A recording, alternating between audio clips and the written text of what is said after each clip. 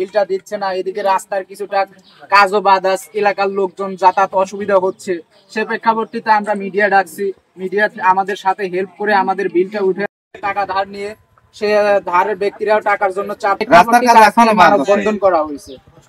এখন দাবিটা হচ্ছে ইউনো সাহেব স্বয়ং নিজে থেকে সেই জিনিসটা এবং বাকি কাজও করে দিতে হবে। এটা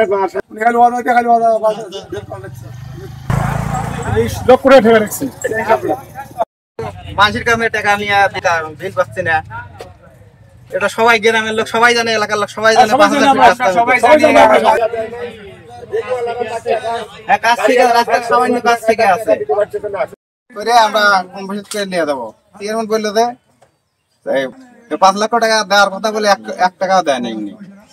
আজ ডেট দেয়, কাল ডেট দেয়, খালি ঘুরে হয়, ঘুরাতে ঘুরাতে 8 মাস টাকা দিচ্ছি। আচ্ছা বলুন, কোন যেভাবে পারে বলুন আপনার সমস্যা হয়েছে, কেন বিল পাচ্ছে না, কি বলতেছে বলে দেন আপনি।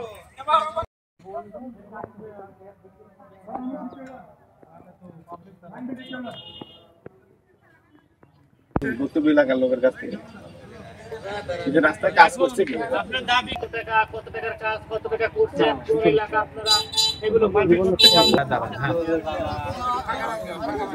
মানে একজন আরেকজন হাত ধরে একটু ফাঁকাফাঁকি হয়ে যাবে। এই সবাই একজন হাত ধরেন ভাই, একজন হাত ধরেন। দুধবেড়ে থেকে মুন্ডমালা রাস্তা 5000 ফিট রাস্তা, 16 feet height, 9 feet height, 16 feet চাঁদি, 45 ফিট গোড়া। চারটা সরকারি পুকুর থেকে মাটি 5000 ফিট রাস্তা করা হয়েছে।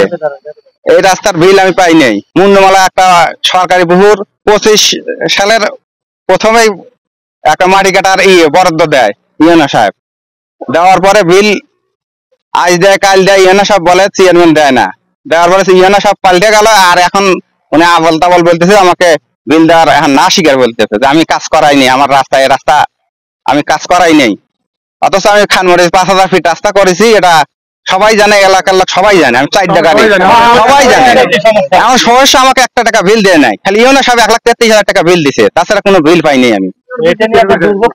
এই থেকে দুর্ভোগ আমার গাড়িওয়ালা, শ্রমিকরা, বেগুওয়ালারা সবাই, আমার উত্তর গাড়িওয়ালা সবাই আমাকে সব চাপ দিচ্ছে, ইয়াদ দিচ্ছে। আমি এখন কি করবো? আমার আমি রাস্তার বিল হয়েছে, বিল আমার দেওয়ার কথা, বিল দিচ্ছে না, এখন বিল চাই আমি। মালা থেকে হচ্ছে দুধবেড়ে পর্যন্ত আর একটা প্রকল্পর কাজ হয়, এই বিষয়টা খানমরিচ ইউনিয়নে। এই বিষয়টা আমিও জানি এবং অনেকেই জানে, জেলা পর্যায়ে, থানা পর্যায়ে অনেক নেতা কর্মীও জানে। সেই প্রকল্প তো এখন যে বাজেট হয়েছে সেটা হচ্ছে চেয়ারম্যান উঠায় আনায় এক পর্যায়ে, পুরো টাকাটাই সে আত্মসাৎ করে।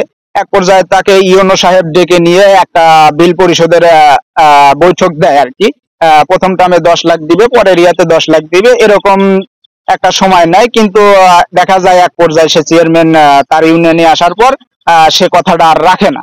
আমাদের দাবি হচ্ছে এই জিনিসটা কাজ করছে, রাস্তার প্রকল্প করছে, এখন সরকারি প্রকল্প, তার ন্যায্য পাওনা টাকা আমি ইউনো স্যার, ডিসি স্যারকে বলবো যে মিঠু চেয়ারম্যানকে আপনাদের হস্তক্ষেপে নিয়ে আমার এই মামার টাকা পরিশোধ করার জন্য সবাইকে অনুরোধ জানাচ্ছি। আমরা এখানে আসলে যে বিষয়টা নিয়ে উপস্থিত হয়েছে, এটা খুব কষ্ট এবং বেদনাদায়ক। আফেল মাহমুদ দুধবেড়া থেকে মুন্ডমালা পর্যন্ত যে 5000 ফিট কাজ, সে কাজটা করেছিল অনেক আশা করে। সেই কাজের যে বাজেট, সেই 23 লক্ষ টাকাটা ন্যায্য পাওনা, সেটা চেয়ারম্যান না দিয়ে তাকে বিভিন্ন রকমের প্রতিশ্রুতি দিয়েছিল ইউনো স্যারের মাধ্যমে যে আমি তোমার টাকা দিয়ে দেবো, কাজটা শেষ করো। সে কাজ করছে এবং তার যে ন্যায্য পাওনা, ভেকুয়ালারা, শ্রমিক, কুত্তা গাড়ি, তারপরে তেলের দোকানদারের চাপে সে এখন বাড়িতে ঘুমাতে পারতেছে না, তাকে বিভিন্ন জায়গায় দৌড়ে বেড়াতে হচ্ছে। ইউনো এবং ডিসি স্যার মহোদয়ের কাছে আমি আকুল আবেদন জানাচ্ছি, চেয়ারম্যানের মাধ্যমে যেন তার পাওনা টাকাটা বুঝে দেওয়ার জন্য হস্তক্ষেপ করা হয়।